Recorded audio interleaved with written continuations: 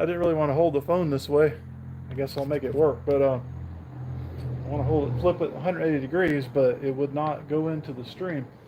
All right, so here we are at the shop, and I have been working on getting the Iroc ready to sell. I've got some interested parties, and one of the things I had to do was get the Holly system out. I had to mount the ECM in the original factory computer location, so that actually took a little bit of work. I hope the sound is working because I had a Bluetooth connection. Let me make sure that's off.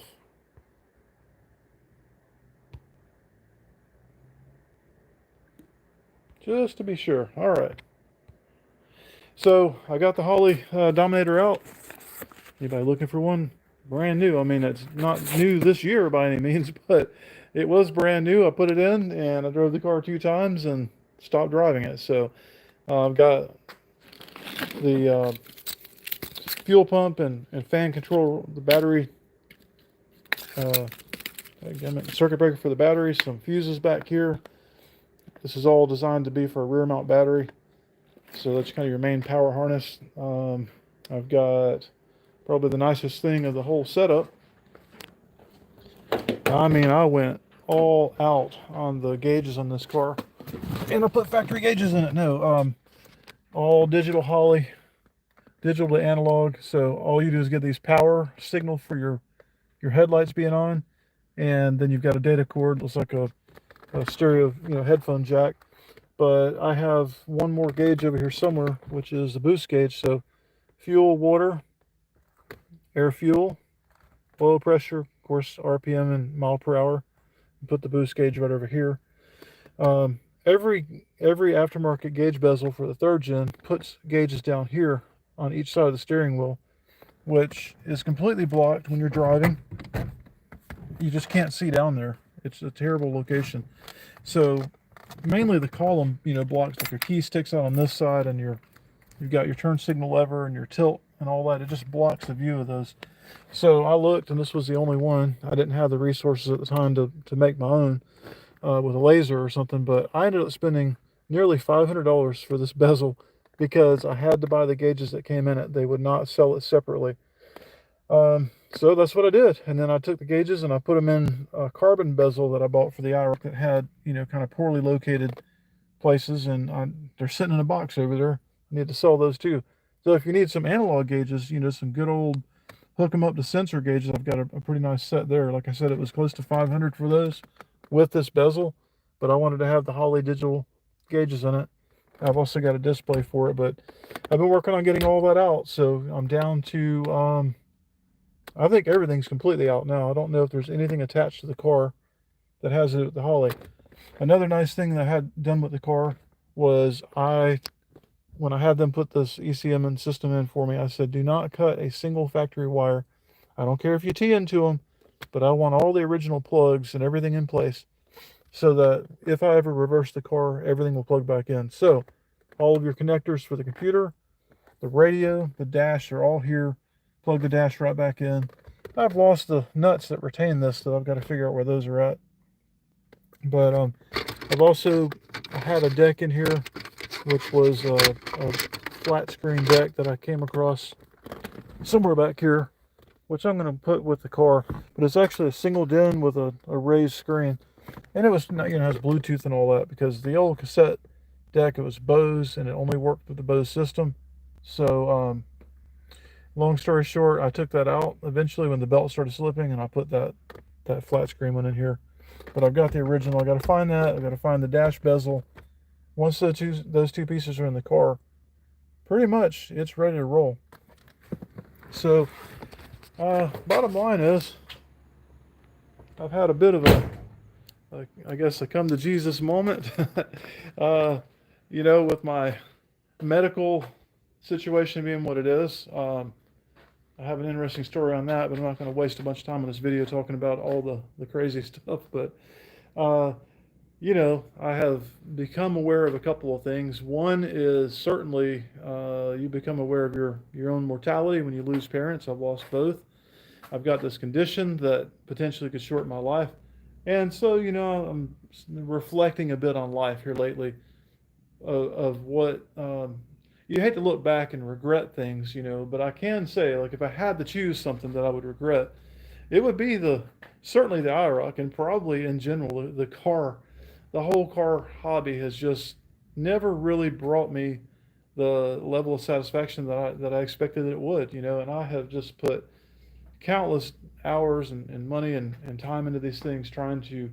I mean, look around me. Look at what I did here. I put an air conditioned shop with a 10,000 pound lift in it. This wasn't without expense, and I wanted to build cars. It was going to be really cool. So I built the 49, and the 49 is pretty awesome, but it could also go. I'm trying to make some life plans here for retirement, which isn't super far away.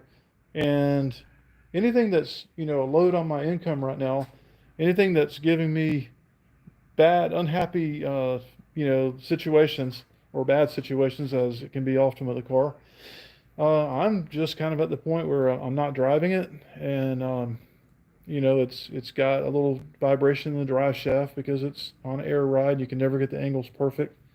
Um, it needs to be finished. There are countless hours and dollars of body work and paint work that need to be done. But what really kind of got me really thinking about it was, I haven't driven this car since until yesterday, since about late April, early May. And when I brought it back here to the shop, we had a big project at the house and I needed the garage space. So I brought it back here to the shop and I disconnected the battery. As you see right here, I always disconnect the battery because I tend to drive this car, for a few days or a few weeks, and I'll just suddenly stop and not have time. So I took the battery loose, no problem. When I get back, well, we went on a little trip here for the summer and we came back. So it's been sitting here a little while, but we sold the orange SUV and they were coming to get it. So I had to move the car out and I got here, I hooked the battery up, dead as a doornail. So put the charger on it. It acts like it has a dead short. I mean, it just was burning up the cables on the charger. It wouldn't take any charge at all. So I had to go spend $157 for that battery. Speaking of which, Home Depot sells these Exide Sprinter batteries. It's priced in the range of the lower end batteries from AutoZone. I think it was like $129. And the cheapest battery I could find was 90. The average on the lower end was like 120. So for $10 more, you get a 3-year replacement. Bring it in. If it's bad, then they replace it. So I thought that's a good deal for that price. So that's what I bought. But it's just things like that. I need tires. In fact, I came back and the other tire has a slow leak in it. It was completely flat. But these tires are quite old now. I think they're in the 2013 range, very unsafe to drive. But I don't really want to put tires on it because if I'm going to keep it, I'm going to paint it. And I don't want to put black walls. I want to put big white wall tires on it, which are going to catch every possible, little particle of paint. So now I'm looking at having to spend money for a set of junk tires. But I don't know. I don't know what to do with it, guys. This one will be the last one I'll probably get rid of. But I'm really thinking about just purging that because at this point, this car, which I do have a space for at the house, but this car is really one of the last tie-ins that I have to this property. I've set up an RV site now. I can bring my RV over there, and this car's got its own garage. So we're down to the Iroc really, and we got a Trans Am also, but that stays in the garage here. And I don't know where it's going to ultimately go, but this car, it's in my way. I hate this car. I don't want it. I'm not going to miss it. I'm telling you, I will not miss it. I'll never make a video saying I miss this car because I have put too much time and blood, sweat, tears, cuss words, and everything else into this car, only to have it really just sitting here since 2018. I did drive it for a few years, made a lot of videos, made some friends out of it, but uh, this one's going to go. So the other thing that's going to be going is this thing right here, which was a It was an in-between purchase that I made. When we sold our motorhome, I wanted to make sure I had something to camp in. And these look so cool, and there's a whole story behind them. But I got what appeared to be a pretty good deal on it, but it needed to be polished. So ultimately, I had it polished, and unfortunately, the first polishing job on it was quite not very good, and it was very expensive. So when I decided I'm going to sell it, I went ahead and had it polished again, and I spent even more money. And it's a long story, but let's just say that I was expecting them to be here longer than they were. And at the end of the day, it's just not up to the standard that it needs to be at. You can probably see some of the hazing there. These are quite hard to polish. They're aircraft aluminum. And, it's shiny aluminum. It's going to weather and oxidize over time. So none of them are going to look absolutely perfect. But I'm ashamed to admit how much I have in polishing. And I'll tell you, it's been a lesson that I will never own anything that needs polishing again.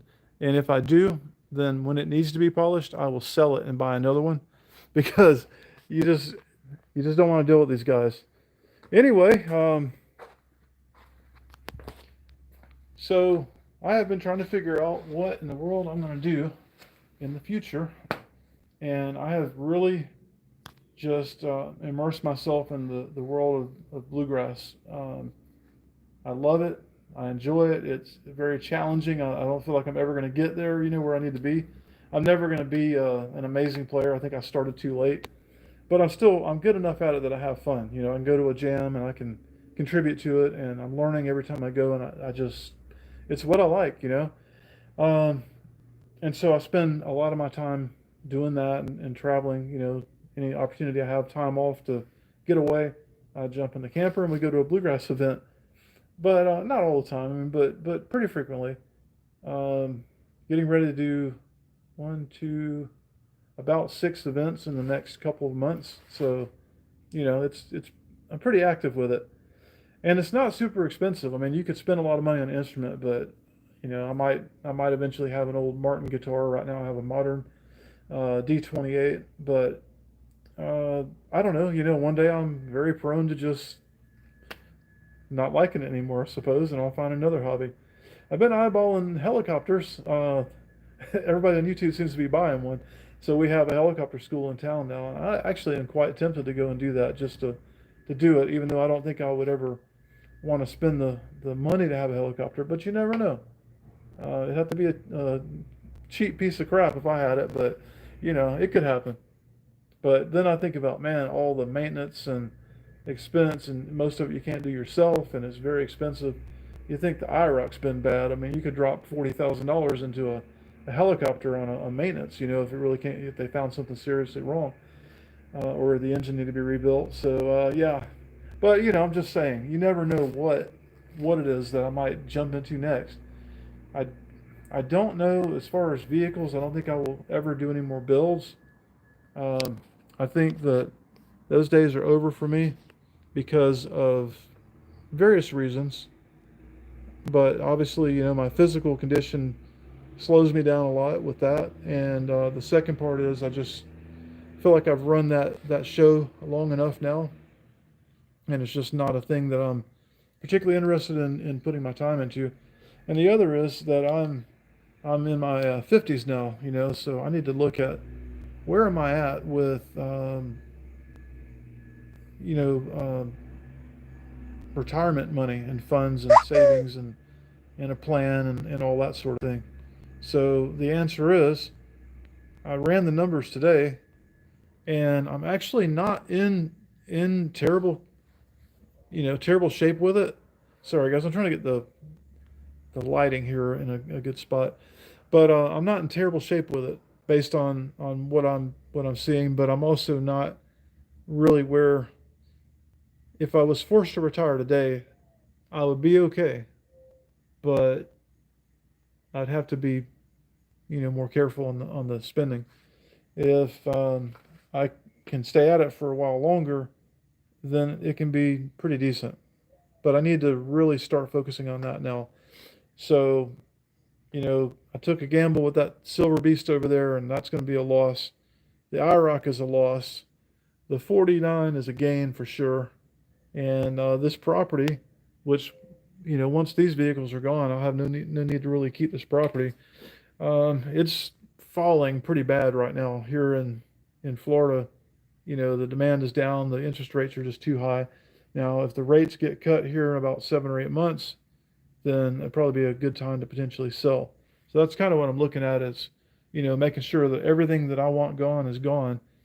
And hopefully, when the Fed guy retires out and a new one is appointed, we'll see somebody come in and lower the rates. And then maybe it's good and maybe it's not good in the long term for the economy. I don't know how that stuff works, but it will be temporarily at least good for the real estate market.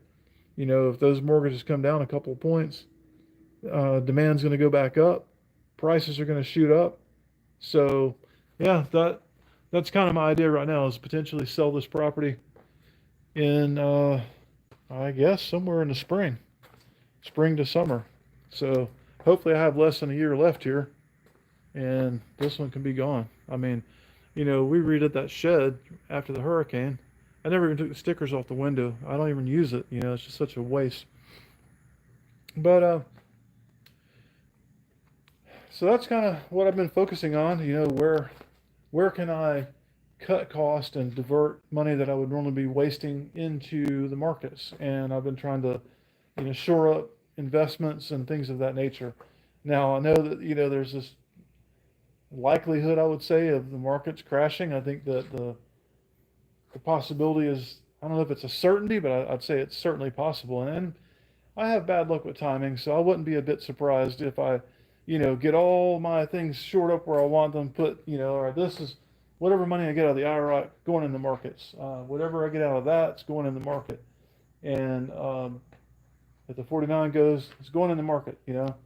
So I, I'll probably turn 200,000 into 75,000 because that's the way my luck runs with these things. But it's kind of something you almost have to do. You really need to get money in and try to grow it while you can. And I've been throwing it. Now I'm going to try to grow it. So I told Melissa, I said, because she's like, I don't know, you're going to put money in the market. You could lose it. Well, guess what? I've got an IROC sitting here that I'll be lucky to get 10 grand out of the parts. And I did the math, and I think I was at $43,000 over the years into this car. So, well, there's your loss right there. If I had that 43,000, by the way, I haven't put any money in this car, really, since 20. I think it was. I can't remember if I did the bill before or after 18. I think it was before. So it's coming up on 8 years. 40,000 8 years ago would have bought a lot more than it would today. you know. But let's just say 8 years ago, put the 40,000 in the markets, I would have something like 110,000 right now. Yeah, you got to pay your tax out of it, but still, I'll be walking with 80, which will buy about the same amount of stuff that 40 would have 8 years ago, especially if you go grocery shopping. Which is certainly better than sitting here with 10. So that's kind of my logic. I would just give this one little bit of advice because I don't know what's right and what's wrong. I mentioned to people that I have some regrets, on how much I've wasted on vehicles over the years. And some people say, well, you did what you wanted at the time and you enjoyed it at the time. Actually, I really didn't. Not with this car. This car has given me very, very few times that it's really ever made me super happy. But it has a couple of times. But there's other people say, yeah, it was stupid to waste your money on that.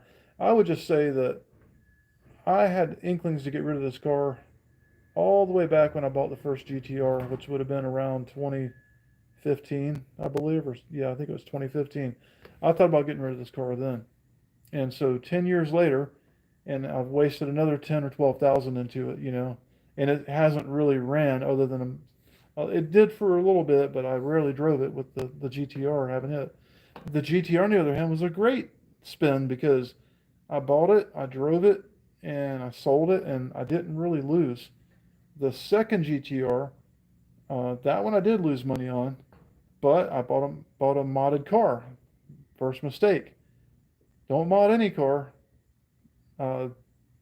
I used to kind of, look a little bit down on all these people that show up at the car show with their brand new SRTs or whatever, and they're pulling up and they're getting their trophies and all, but they were the smart ones. They bought a stock car, they left it alone, and then when they got rid of it, they usually didn't lose too bad like you do with a modded car.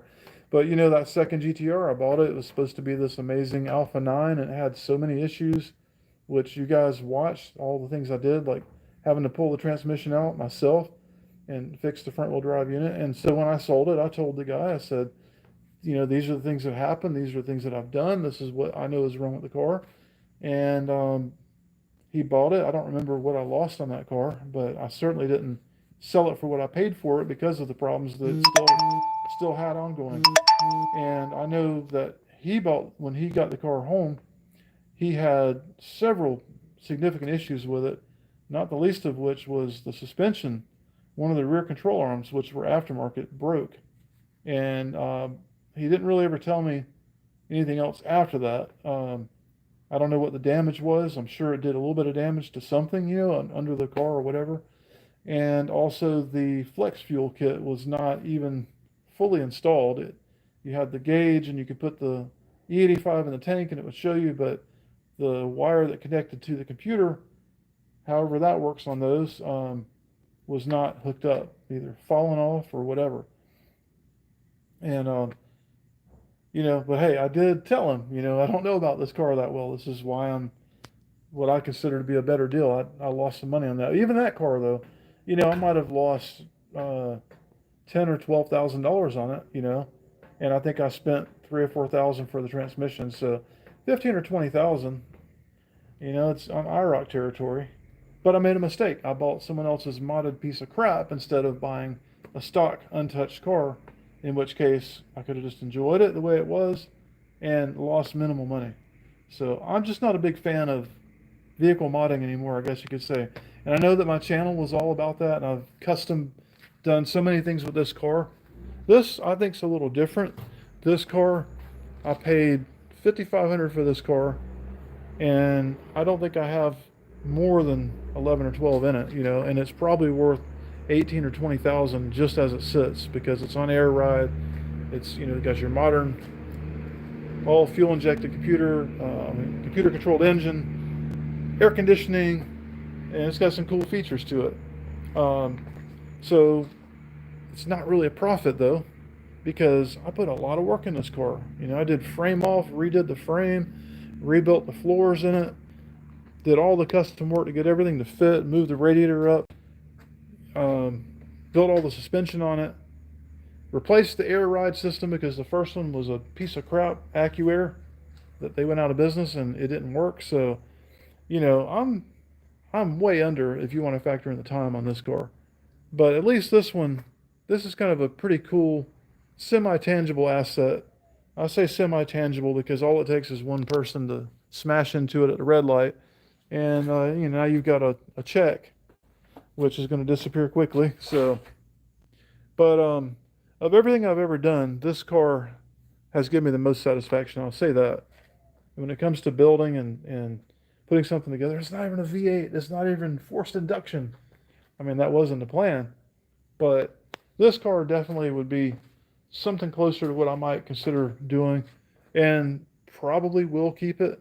And if I do keep it, then I could see myself, if I've got a shop at whatever my next stage in life is, very slowly, working on body work and painting it and getting the trim all back on and all that. So I wouldn't say that I'm completely against the whole idea of building cars, but I will say without any doubt that I spent too much money doing so over the years. And so now it's forcing me to scramble. I have been blessed in a lot of ways that, make it possible for me to at least, I could be paying the ultimate price and have no retirement. But luckily, I have been in a decent situation for quite a while with the business. And I've been about as smart as I've been dumb when it comes to these matters. Yes, I wasted money on cars and that stupid thing. But at the same time, I'm also very conservative about how I spend the money, and I do things myself when I can to save money. And I have been actually smart enough to put some money away for a while. Started a little late on that because I had too many engines and turbos to worry about, but I've been doing it, and it's I think it's going to be okay in the long run. But bottom line is, this car is gonna go, and once it goes, then that's going to be the start of the new deal. The car goes, the other stuff goes. I'm downsizing, getting rid of junk. Then getting rid of this property would be next on that list next year, and getting a little closer to whatever my future plan is as far as my next living arrangement and other things of that nature. So anyway, could be the last look at the Iroc. It could be. So there it is. Still looks pretty good in its old age. Needs a bath and a waxing, but it's it's been an alright car in its own way. I guess I might miss it a little bit when it goes, but it's basically, there's an analogy. I'm not even going to try to come up with it. I have an analogy for it. I got to think about it. Bottom line is, I hate this car, but at the same time, it is kind of a sweet car. So it's a love-hate relationship.